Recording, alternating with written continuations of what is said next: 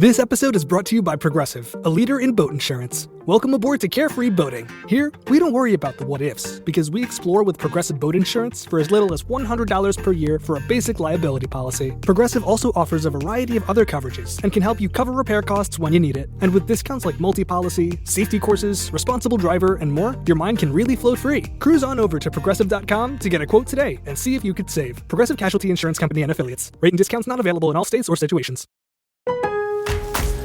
July 4th member-only doorbuster deals are on at Lowe's. Right now, rewards members save $50 on a select Charbroil 4-burner gas grill, now just $149. Plus, save over $500 on a Whirlpool top-load laundry pair, now $886. Not a rewards member? Sign up for free today. But hurry, these July 4th doorbuster deals won't last long. Lowe's, we help, you save. Valid through 7/7 while supplies last. Program subject to terms and conditions. Details at lowes.com/terms. Subject to change. Back in my teen years, I'm like, why was everyone going to raves and doing this? We were all escaping from something. I felt like I didn't fit in because there wasn't a sadness. How did you get to feeling deserving in the face of abandonment? I mean, look at me. I'm 12 years old, tried to end my life and went from having nothing and literally thought I was going to be homeless to going on to create a fitness empire and then having a mental health foundation and having a voice. So for the person who says, this is just where I'm at in life, I can't start over, what would you say to them? The doctors were like, your mom has been diagnosed with schizophrenia. Having a parent who is schizophrenic and mentally ill is very traumatic. Something in my brain said, you need to listen to yourself. And that aha moment was Oldish. The art of knowing more and caring less. With your host, Randy Spelling, Brian Austin Green, and Sharna Burgess.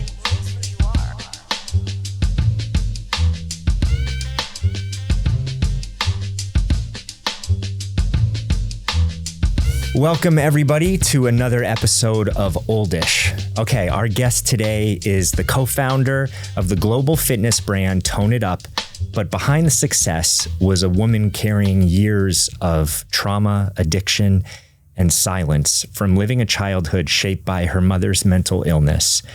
But this isn't a story about staying stuck. It's about healing, growing, and finding your way back, no matter how far you've gone. Today, Karena's a mental health advocate, meditation teacher, and proof that it's never too late to change your story or to start over, no matter what age you are. Karena Dawn, welcome to Oldish. Yeah. Thank you. Welcome, girl. Thank you for having me. Yeah, a round of applause for you. I mean, so cool to have you on. Your story is unbelievable and really inspiring, and I think our listeners are going to love hearing from you today. I love being back here in LA. I lived here for 20 years. So much history here, even the story of my mother ending up here through her mental illness and the reason I moved to LA and I was here for 20 years. So I'm excited to talk to you all about it. Yeah, thank you. I think it's really cool to share stories, right? We listen, we do this a lot on Oldish.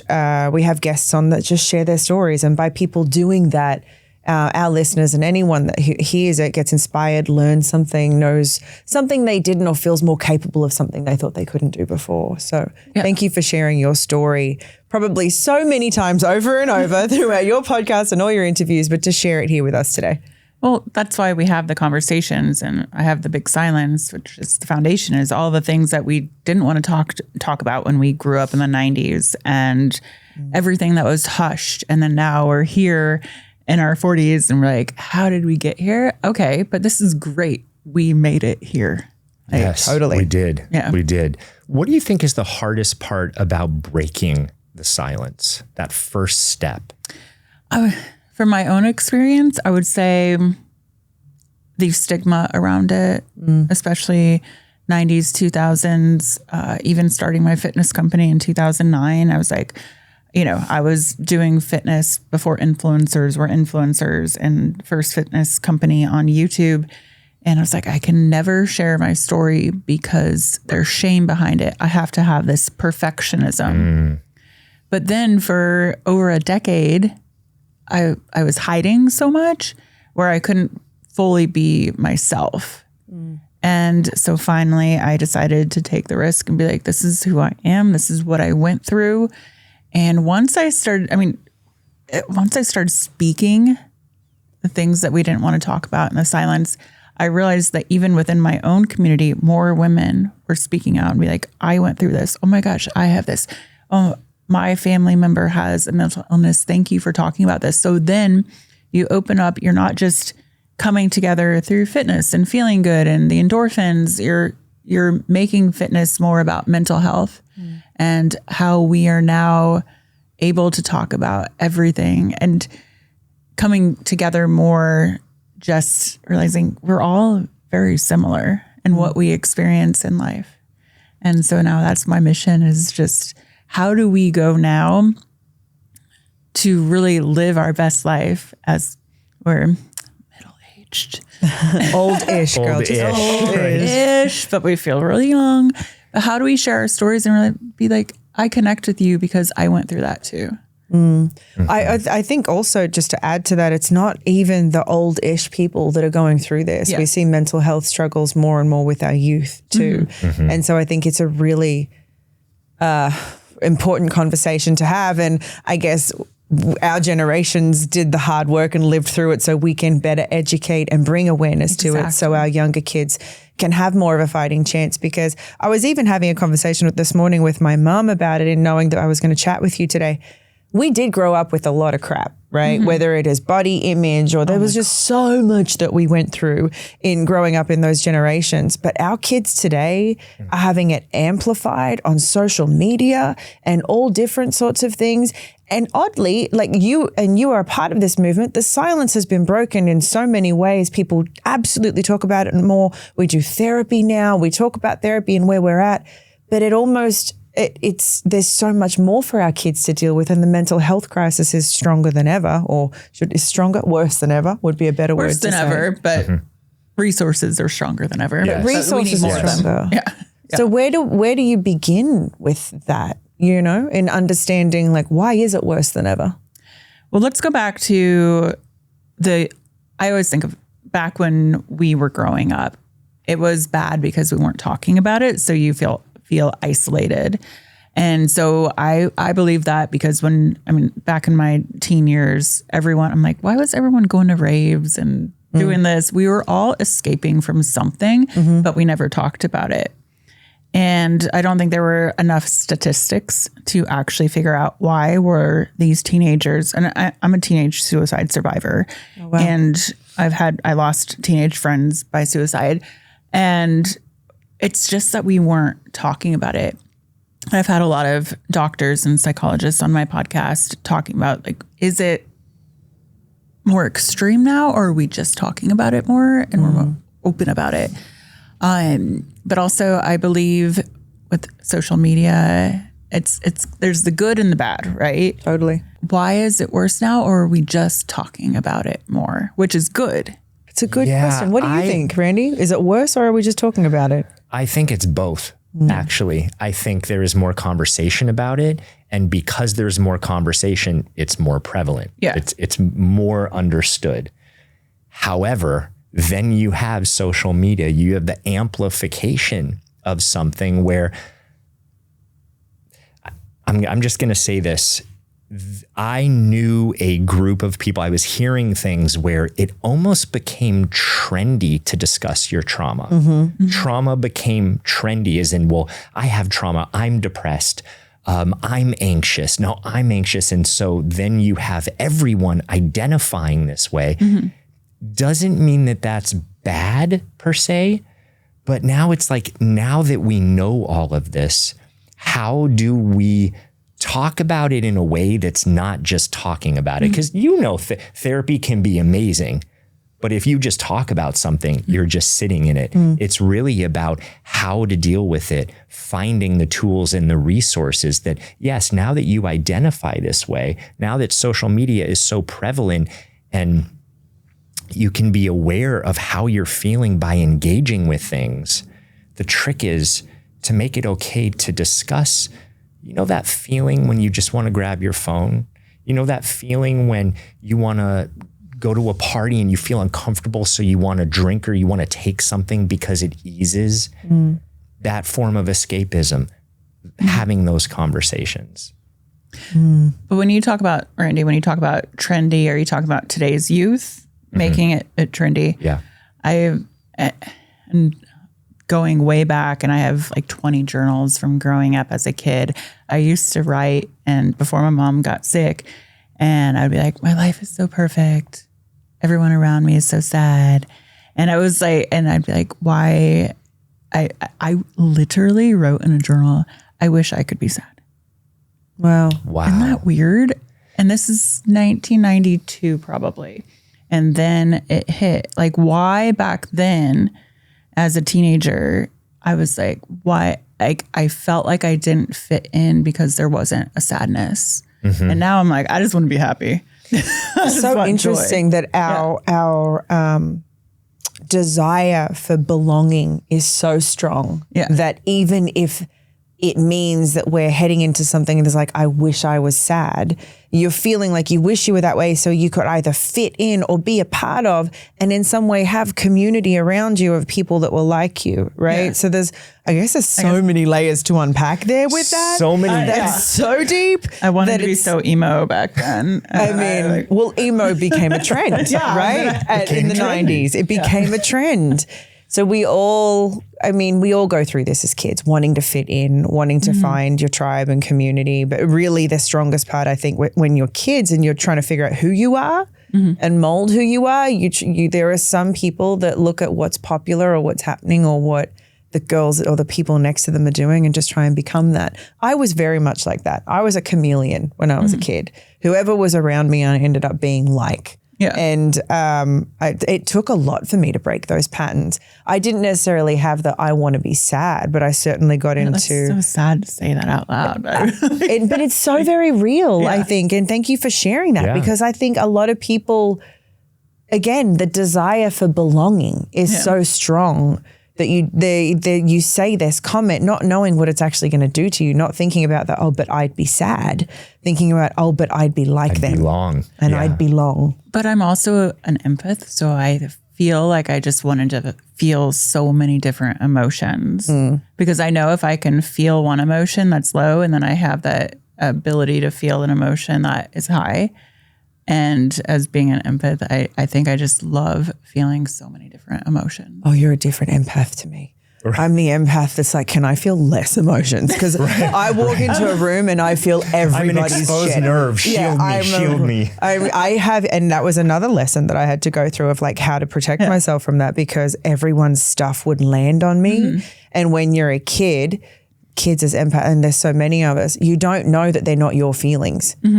You don't realize that what you're picking up is other people's stuff. And so you have anxiousness in a room and all these sorts of things that start coming up for you and overwhelm and you get completely dysregulated and you think it's all you, but it's actually everyone else's stuff around you. I've had to learn how to shield myself from everyone else's emotions and feel less a little bit. That sounds terrible. It's not terrible though. I mean, I have to shield myself. I mean, just everything I do with my work and being in the public and then being like, okay, I'm just going to be by myself for a day. Yeah. You have to know what you're stepping into and you're going to absorb all of that, which is great. I love it. I love to absorb it all, but then I need to decompress. Yeah, I get that. Yeah.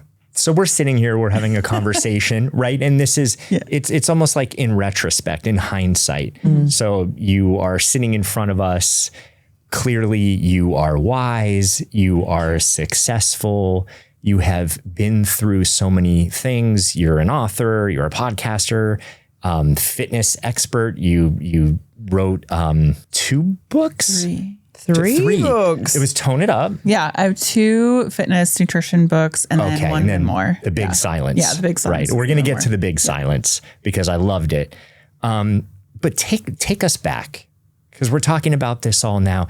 Take us back to what life was like for little Karena. What was the household like? What did it look like? Pre-mom getting sick, it was perfect. That's why I was like, why do I not feel sadness like my friends? And I'm from Indiana, a small town, Peru, Indiana. If you Google it, it is known as the circus capital of the world. Okay. I don't know why, but it is. So I am second generation. My my grandparents on my dad's side immigrated in 1950 from the Ukraine. And my grandma was pregnant with my dad during that time, went through Germany, concentration camps, and, just a lot of trauma. But ended up in Ellis Island, and they hated living in New York, my grandparents. So they ended up with a Ukrainian community in Indiana.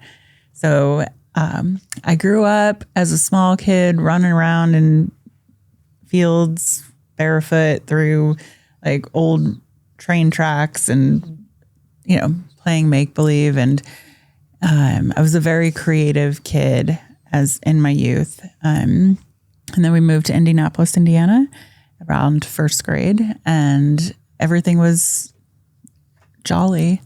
And then things shifted with my home. My mother started, she was an artist and a social worker. And eventually she started burning her art, ripping her art apart. We weren't allowed to watch TV anymore. We weren't allowed to wear any graven images because that was satanic. If you wore a flower, that means you're worshiping the flower on your shirt. Like crazy stuff. It's all in the book. But it was a very confusing time. And then my mom ended up being a missing persons for months at a time, days at a time, weeks at a time. There's a chapter in my book that talks about the walk to the drugstore. We ordered pizza and we were going to watch a movie. And she was like, I'm going to go pick up some soda. And she never came home. And that was the first time she left. So that was the beginning of the darkness of why was mom abandoning us? Why did she not come home? I mean, there's just, we don't even have enough time to like talk through all that. But again, it's a childhood trauma, and having a parent who is schizophrenic and mentally ill is very traumatic. And I don't even know where to begin on that journey. But I learned after finding her in a mental institution at one point, the doctors were like, your mom has been diagnosed with schizophrenia. I'm like, I'm like 11 years old right now. I don't know how to spell that. What is that?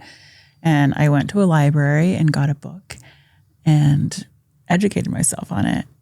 And then my decade of darkness, I call it, where I just escaped. I thought I would end up like her. And then I ended up in LA because a private detective found her here.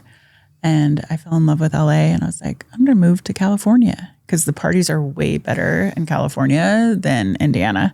So I moved out here and had a few years of iffy life where I'm like, am I going to survive or not? And then I had that aha moment after a 3-day bender and all the Hollywood clubs that we were at, all of us.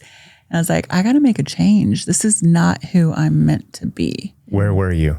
The park in particular. At a park. What time of night? 6 a.m. sunrise. Okay. 6 a.m. sunrise, Echo Park. Yeah, out there. After 3 days on a bender. All the Hollywood clubs. And I'm sure you all know you have the after parties and this. And especially at that time. I lived it with you. I had my own aha moment, but I'm curious because that is such a defining moment. And it's not that everything changes in that one moment, but it's the catalyst that gets the ball rolling. It was because the thing is, I never trusted myself. I was like, my grandfather died by suicide. He was schizophrenic, and my mother had schizophrenia. I was like, fuck this. Like, I'm going to be schizophrenic. And so I never believed in myself enough to trust myself to do anything or follow through with anything. And whatever that was in that moment where something in my brain said, you need to listen to yourself. And that aha moment was, nope, this is not me. This is not what I'm meant to be. Mm-hmm. And peeled myself out of that depression because you know how that feels when you're coming down. And I decided, how do I make a change? And at the time I also had psoriasis all over my body. And I went to a free clinic in Hollywood And the doctor was like, are you stressed out? I was like, yeah. And she's like, you have psoriasis. She's like, I'm not prescribing you anything for your anxiety. I want you to lay in the sunshine, get vitamin D, and start doing yoga. And I was like, Wow. right? Like, wow. Yeah. This is like probably 2000, like early 2000s. Like you're at a free clinic and they're like, we're not giving you any medications. Just go. Bless that doctor. Yeah. Go work out, do yoga. And I couldn't afford to do yoga. And so I found a place, Angel City Yoga. Is it still here in the Valley? I don't know. I don't know. Yeah. And I volunteered my time to do free yoga classes, and I would check people in, and then and I got back into fitness, and that's what healed me. And it was a long process. Every self-help book, going to therapy, and changing my Hollywood club nights to surfing at sunrise instead of being up at sunrise. And it took years. It's But you made it. I made it. But you made it. I know. Wow, you're right. There is so much to unpack there in terms of all that. I mean, that's like the 5-minute bird's eye view of a whole movie. I was curious, when you heard the diagnosis, schizophrenia, and you went to the library, right? Opened up a book and you started reading it. In that moment, what did you feel in your body as you were reading that? Did it start to make sense? No. Did it feel really scary? Nothing made sense. Scary. Yeah. Well, because they're like genetic. That put the fear in my mind, where it's like, well, You're going to be like it, yeah. Like, this is what I'm going, I saw my mom, a beautiful artist and a social worker who then turned homeless and ran away from home all the time and was a missing persons. It's like, well, that's just my destiny. But then that's where, that aha, like, when did I start to trust myself and be like, that is not my story. It was scary for a long time and very lonely because we weren't talking about it. Right. Who am I? I mean, my dad had his own stuff going on. My sister, she was off at college, and the family was so disconnected. So you're in this very lonely place and you just have your party friends. How did you and your dad talk about it? I mean, what was his take on all of this? Because in your book, you said that your mom was calling him a satanic worshiper, and right? Yeah. And I believe that. So as a kid, you believe what your mother tells you. And she would always come to me and say all of these delusions that she had, and they were about my dad. So I distrusted my dad for a long time, but it took a long time also to heal that relationship. And now I have a great relationship with my dad, and he's been remarried for 25 years to Beth, and she's incredible. One of my best friends. And he actually ended up being one of my role models because I saw him go through his own loss, because he was married to my mom for 20 years until he finally, had to let that go. And I saw him go through so much pain and loss and depression, and then overcome it and fall in love again and meet a wonderful woman. And I was like, oh, my dad is now happy again. I was like, I can do that, which is great as a role model, as your father, like that representation. He did such a great job at, I saw his pain and I saw him overcoming. So I'm very lucky to have a father that was stable. It's an incredible story. Thank you so much for sharing it. I think something that I would love to know, because I don't know much about it, and maybe those listening don't. When you're a kid and you're reading a book about schizophrenia, what does it look like? What does schizophrenia look like? Your mum would go missing, but what is schizophrenia? Like, literally, what is schizophrenia? Or in the book, as I'm in school, I would literally, instead of paying attention to my teacher, I'd be reading this book. Oh, delusions. You see people, this, that. My mom was not. I think there's also a misconception with schizophrenia. Like, not everyone is violent. My mom was not a violent person. She just would see, she would hallucinate. So she would see, for her hallucinations, Grim Reapers. Oh, wow. Gargoyles. Like very dark things. Spiders. Yeah. And later in life, she realized, and she would tell me, she's like, I know what's real and what's not. Like, that's so messed up.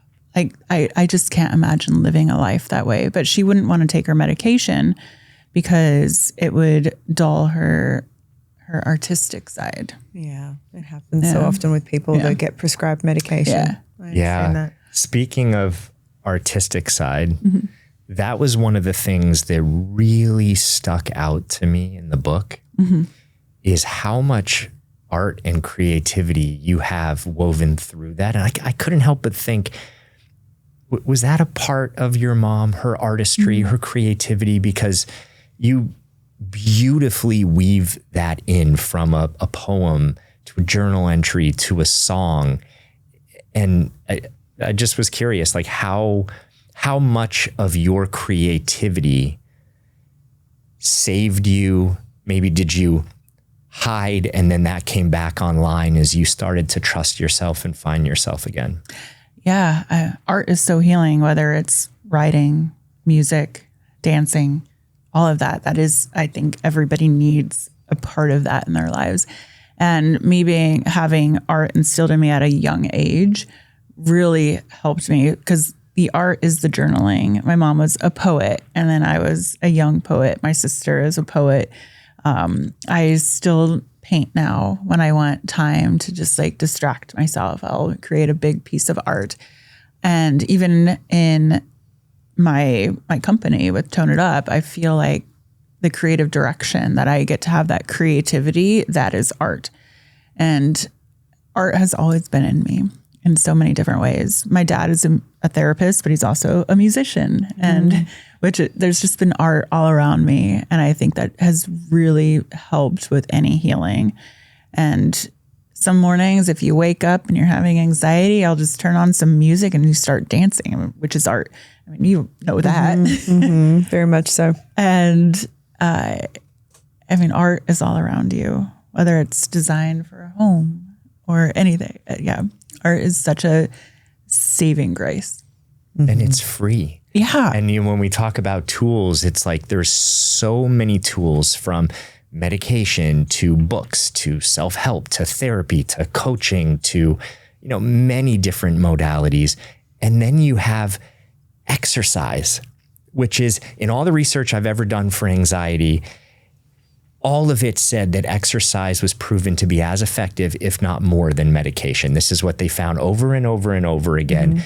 It's not just anecdotal. I see it in my 17 years of coaching people. I mean, it's so powerful. It's so strong, because that was your vehicle to get you out of where you were. Right. And that's how I started Tone It Up. I was like, I want to share this message. I've never taken a medication for any anxiety. I'm not against it, anxiety or depression or anything. I'm like, move your body, like get up, move your body, get hydrated. But I wanted to share my journey to other women. And that's how Tone It Up came about. It's like, you can move your body. It's not about the aesthetic, which is lovely, being healthy and looking great or whatever, but it's more, how do you feel so you can be a better version of yourself? Yes, this is the only reason why I work out. Yeah. I feel like that is 95% at this point.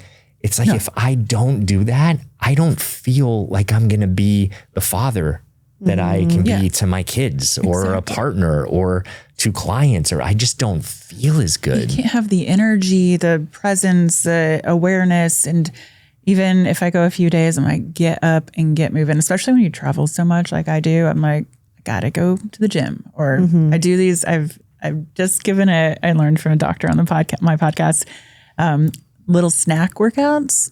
Snack workouts. He's like, oh yeah, we call those snacks. And like, I just do like 3 to 5 minutes a few times a day, and it like builds up and you're actually working out. But physical fitness is so important for your just everything in life.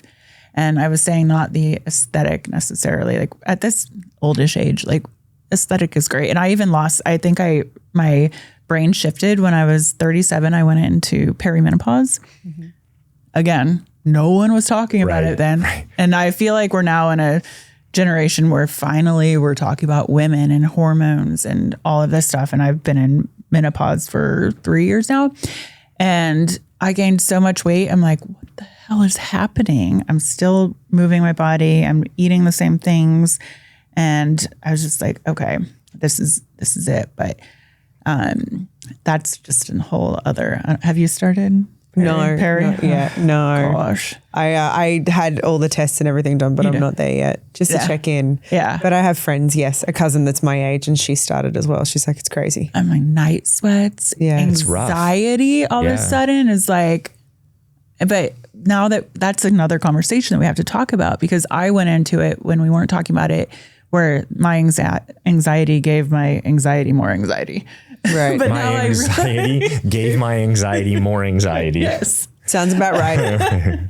But now I'm like, thank goodness people are talking about it. So now when I feel something, I'm like, oh, I get it. Okay, that's anxiety.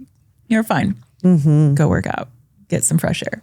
Look at the sun. Yeah. What are some of the things that now that you've been in menopause for a few years, and now that we are talking about it, what are some of the biggest things that you've learned about that experience of perimenopausal, heading into menopause, hormones shifting? Like, what has helped you the most? Because so many women don't know what to do. Bringing awareness to it and educating your husband or partner too. Right. It's really important. He's like, why are you sweating at night? Why aren't you sleeping? Insomnia, and just realizing like, it's okay, because I believe there's a lot of shame with women and aging. Of course. And now I love all the conversations we're having where this is normal, and thank God we're here and that we get to experience this. And I will know, some doctors I've talked with saying that women who have been through trauma do go through perimenopause and menopause earlier. Oh, interesting. And so I've been trying to do more research on that. But learning to just be like, this is the human body, educating yourself, opening up the conversation, not feeling ashamed, not feeling like you're a oldish woman and you're not worthy of that. Like, I don't know. I feel very much more empowered as I get older too. I don't know, just... Do you think it's something that we can even have a say in when it shows up for us? You're an incredibly fit woman. You've done so much work on your mental health, and yet you started perimenopause at 37. And then you talk about generally women who suffer trauma go through it earlier. Is there any correlation in healing trauma and focusing on mental health that can keep menopause at bay? No doctor here. No doctor. It's a good thesis. Yes, we should look into that. I don't know. I've been getting a little bit more into HRT.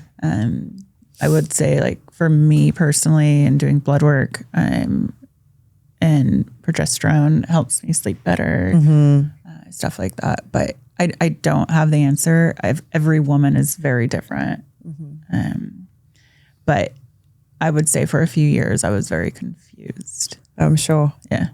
Do you find that your definition of wellness has evolved and changed throughout the years? I mean, you started Tone It Up years ago. I was 27 years old. You're 27 and you've grown so much within that time period, and so has Tone It Up and The Big Silence. How has your definition of wellness changed from when you started with Tone It Up to now?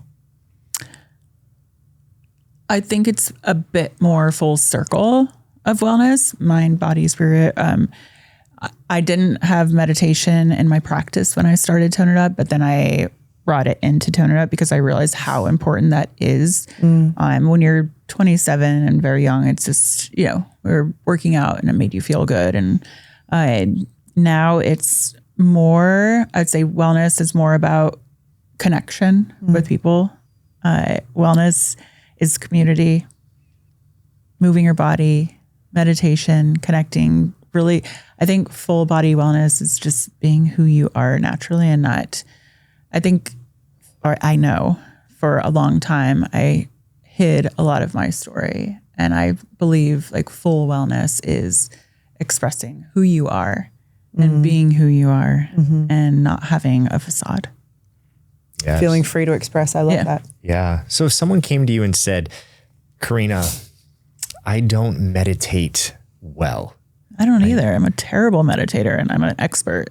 Yeah. So say more about that, because I think that's such a huge barrier to entry. Someone tries it, their mind is chatty, and then they're like, I can't do it. And it's actually, it can feel kind of painful and frustrating, because the moment that you sit, everything is there. Right.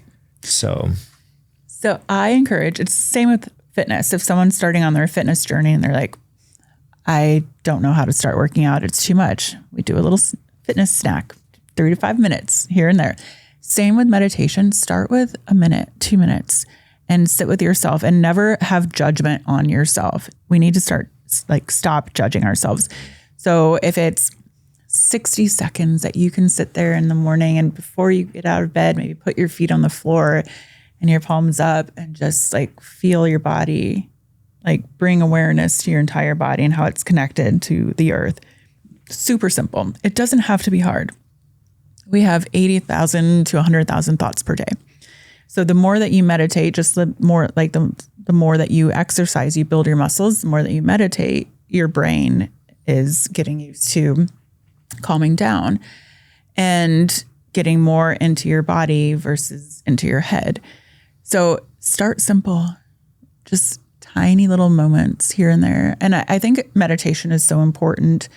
I know it's become really trendy and such, but there's someone I went to a meditation retreat, a silent retreat, and Kyle Cease, and it was 5 days, and it was like so hard the first day, so hard the second day.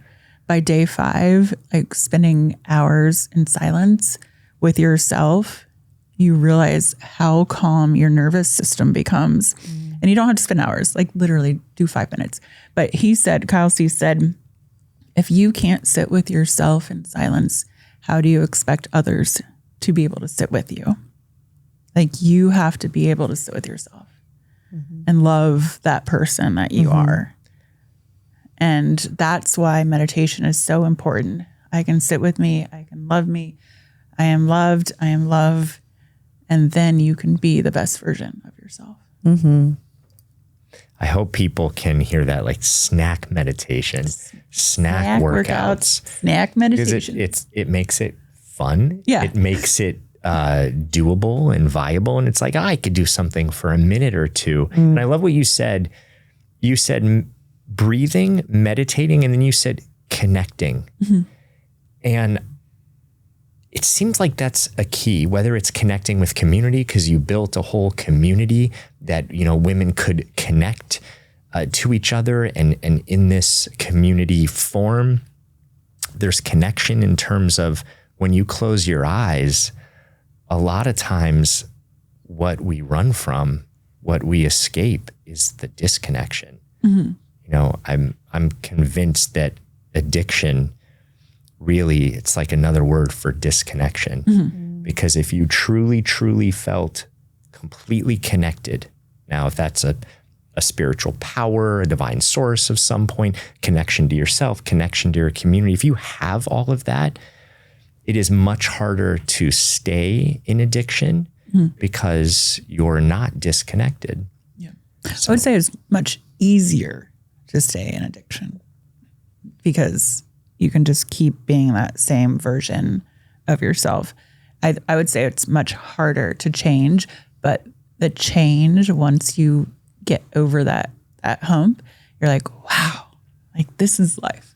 Like this, like even if we go back to meditation, it's like, wow, I just sat with myself for 5 minutes and I felt who I am and I was present with, like, here I am. It's super hard, but it's so worth it. Yeah. And why do you think as human beings, we have so much trouble doing the things that we know are going to make us feel good? that will actually make us feel good. We can easily eat the chocolate or drink the alcohol or Grab whatever. the phone. But Yeah, we the phone truly addiction. know, we know it's a fact. Meditation is going to make us feel better, or maybe to some people it's not, but exercise, fact, going to make us feel better. Eating healthy, absolutely going to make us feel better. Drinking more water throughout the day, going to make us feel better. I have tried, girl. It was only when I was pregnant did I drink a gallon of water a day. And yet I know it's going to be good for me. Why do we struggle so much to show up for ourselves and do the real things that are going to make us feel good instead of doing the Band-Aid version of things that make us feel good in the moment?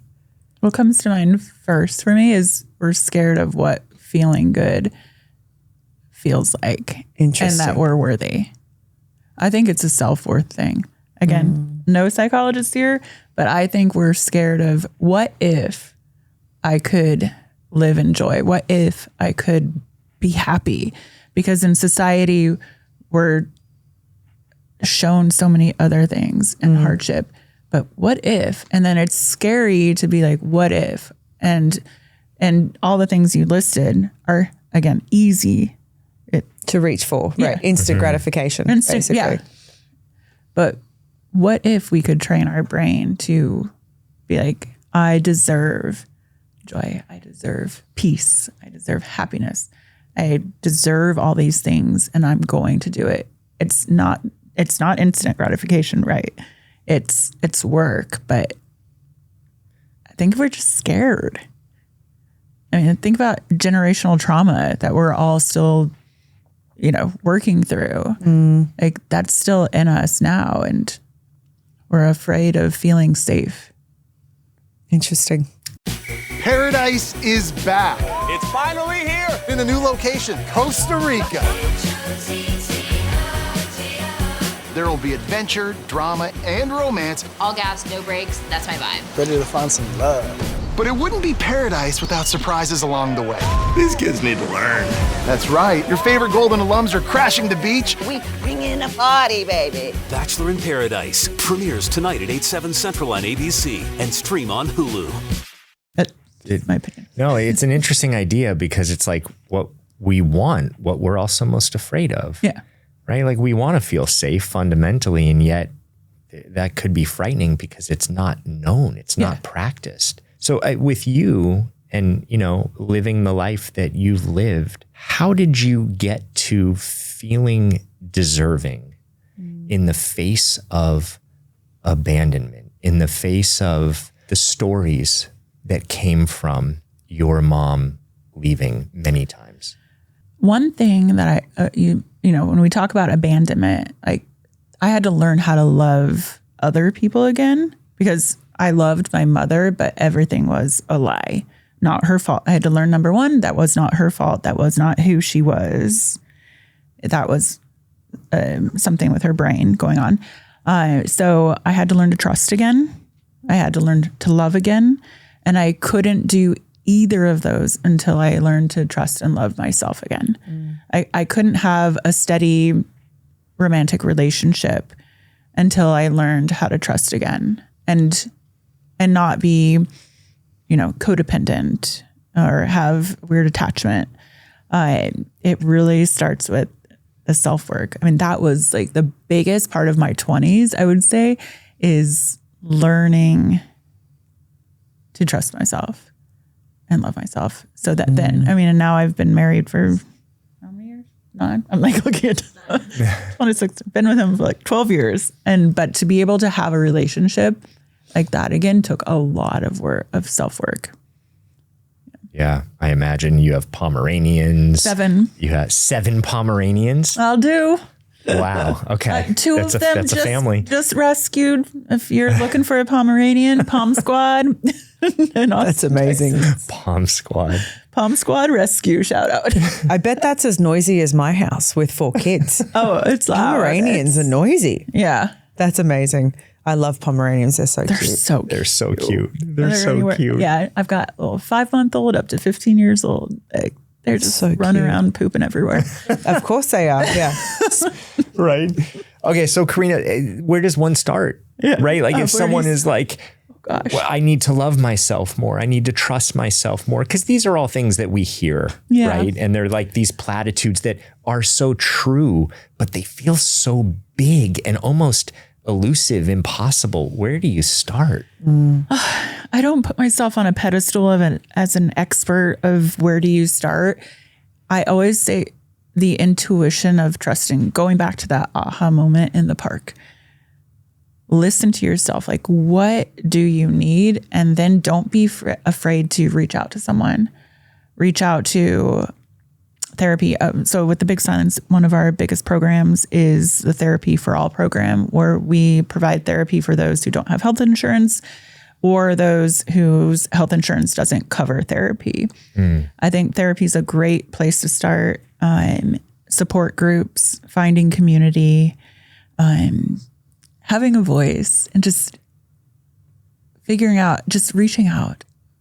That's it. You can come to the Big Silence and all of our resources. You can DM me.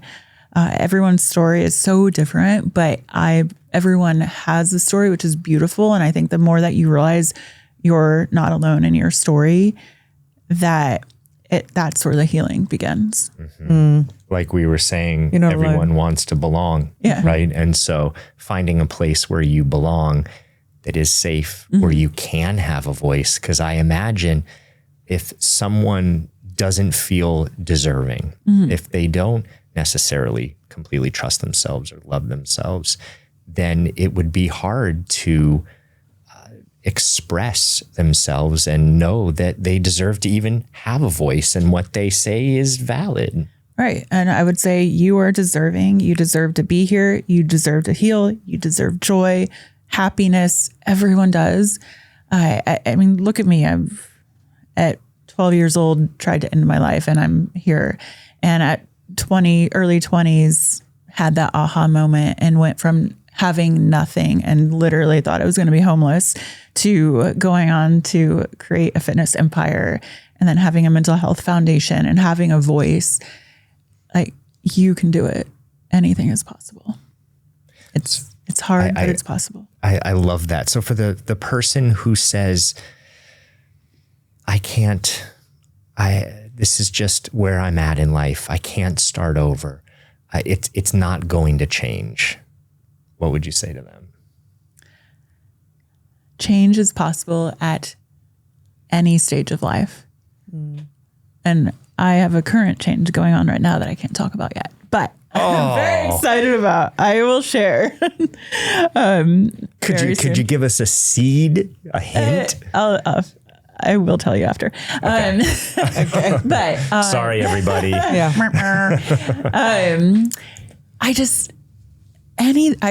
am one who has been to the depths of darkness and come up to the greatness of light, and then realize when you're in the greatness of light, it is not always going to stay there. You will still go down to the depths of darkness and grief and this. But that is the beautiful thing about life, is that we get to feel all of the feelings and know that it is a privilege to be able to feel all of the feelings. It is a privilege to be able to feel all the feelings. I love that. Yes. I'm just sitting with it. I'm being. I'm sitting, being, practicing it right now. Absolutely. What is something that you would whisper to the 10-year-old version of yourself, and then the 20-year-old version, and then the 30-year-old version?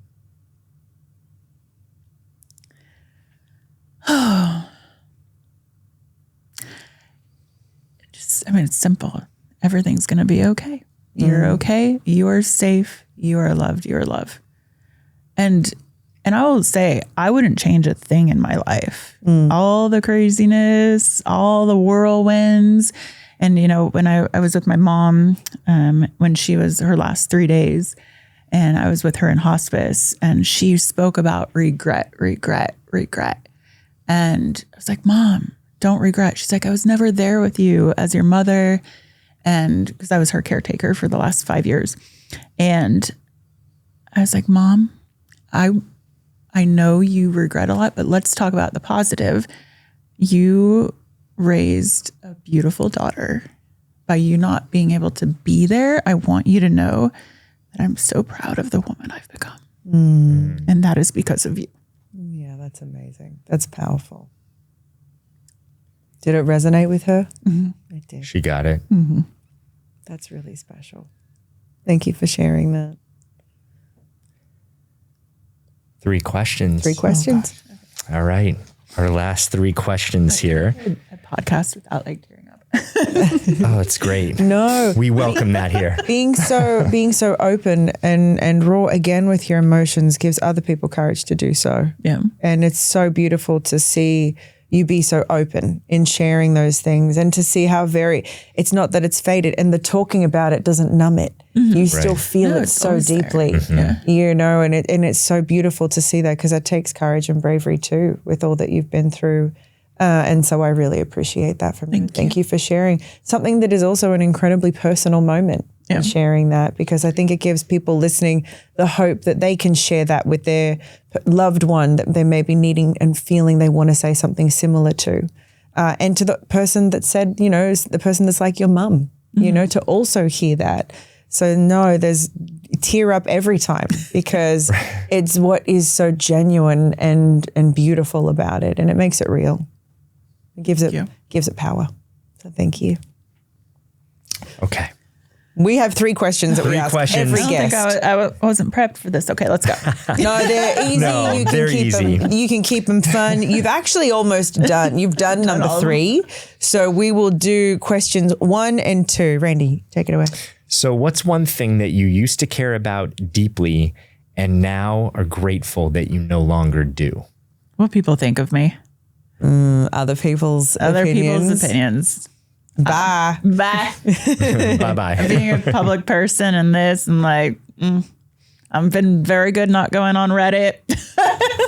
Ooh, Reddit is a hole that I needed to get rid of. Man, it is the things that come up on there. You can really get lost in them. Okay. Sometimes they're funny stories though. Like it's interesting. But yeah. Okay, so the how is not go on Reddit. Yeah. Right. Oh, okay. Or any other. So it sometimes is funny though. I get a kick out of some of the things that are made up. Yeah, I can relate to that. It's funny. All right. What's a messy human moment that taught you the most? The day in the park. Yeah, totally. You know, the 3-day bender, waking up, that was messy. And it taught me to trust, again, I said it earlier, trust your intuition and your instinct and go with it. Trust yourself to trust yourself, which I thought was really cool the way that you said that. It gave you the moment of like, trust yourself to trust yourself. Yeah. And right? I actually have a question in that because I think this can be really tricky for people and it's very nuanced. Trust yourself, but what self are you trusting? Because here you're also on a bender, you're at a place in life where you can't always trust your thoughts, but it sounds like the distinction is it was a different quality of thought that came through, almost like an awareness. There was clarity there, shockingly. I think even when you can be at your lowest, if you really, I don't know what it is. I mean, maybe something in me that was like, I heard something, not like heard like schizophrenic voice in my head, but like not like my mom, but as like something, a higher power, a God that was speaking to me to trust myself and you are meant for more. And then believing that I think everything was just open to some kind of saving. Yeah. Love that. Because I think that's an important distinction, right? Because it's like, trust yourself, but at a time where it's really hard to trust the decisions maybe and the choices that you're making, how do you know to trust that? But it like there's a different quality of energy that seems to come through. Yeah. I mean, like I mentioned earlier, we have 80,000 to 100,000 thoughts per day. So what thought do you choose to trust and listen to? I don't have the answer, but you pull that thought out, that positive thought, because most of those thoughts are probably negative. The shitty committee, I call them. So ignore those. Those are not truth. Like push those aside. And what are those positive thoughts where it's like, oh, that could be a reality. Like focus on those. And then throw all the little shitty committee thoughts to the side. Be like, that is not real. Third question, we've kind of already covered. Already. Yeah. However, I'm gonna lob this over to everyone listening. Would you be willing to share an awareness that you have right now? Not to put you on a spot, but no pressure. Anything that feels authentic that comes in the moment that someone might need to hear. An awareness right now. I don't know. I mean, awareness right now that someone needs to hear is I would just bring attention to your body and where you are and know that you are safe. If you are listening to this and you are here right now, you are alive, you are safe, and bring that presence with you instead of thinking about the past or the future. If you are listening to this, and that's why I love podcasts too, they bring me to a present moment and you get to hear conversations and you're like there talking with people and you are alive and you are safe right now. Powerful. Karena Dawn, thank you. Thank you for sharing your story. And thank you for the courage to share your voice and to do all the things you're doing. How can people find you? Where can they find you? KarenaDawn.com, thebigsilence.com, toneitup.com, and the same on Instagram and all the socials. Wonderful. Thank you for being here. Thank you for having me. This is so fun. Yeah, thank you so much. What a great story and a great share and a fantastic episode for people to listen to. So many great takeaways. So thank you. I can't wait to listen to this one back. Yeah. Like I need to pull all the different nuggets out of it. Yeah. Right. Thank you everyone for another episode of Oldish. Like always, please follow, hit the follow, like, subscribe button because it helps us more than you know, have incredible guests like Karena. And if you want a good book to read, I highly recommend The Big Silence. I was riveted by the opening, by the voice that you have through it. It's very motion picture-esque. Yeah, so the audiobook just came out. There's the hardcover we sold out of, coming out with paperback. But yeah, it was really fun. It took me it took me a while to be able to narrate it myself because you have to relive everything. But it was really fun to narrate it. And thank you. I'm definitely going to have to check it out. I'm so into it now through listening to Randy talk about it. Yes, everyone. So make sure you please listen, like, subscribe, listen, which you've just done. But please make sure that if you loved this episode and you think someone else needs to hear it or see it, please forward it on to them and share this information, this incredible story, this incredible woman, and share her with them because this is a story that I think everyone could take something away from. I think this is going to bring power and inspiration to so many people. So please send it along to your friends and family. And as always, we love you, we appreciate you, and we will see you on the next one. I just wanted to take a moment to let you know that you don't have to navigate life alone. If there's something hard that you're dealing with or you're just ready for a change, then reach out to me at randyspelling.com, or you could DM me on Instagram, also at randyspelling. And if I can help you, I will. If there's a resource that I can share with you, I will also do that as well. Thanks.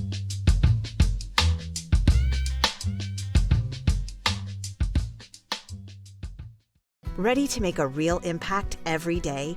Join the Active Day Home Care team and help clients maintain their independence in the comfort of their own homes. Make a difference in someone's life as you provide essential daily assistance and protect their health and happiness. Earn up to $20 an hour and enjoy additional perks like optional daily pay, 401k, paid time off, ongoing educational training, and more. Join a team that values care, compassion, and your professional growth. Visit activeday.com to apply.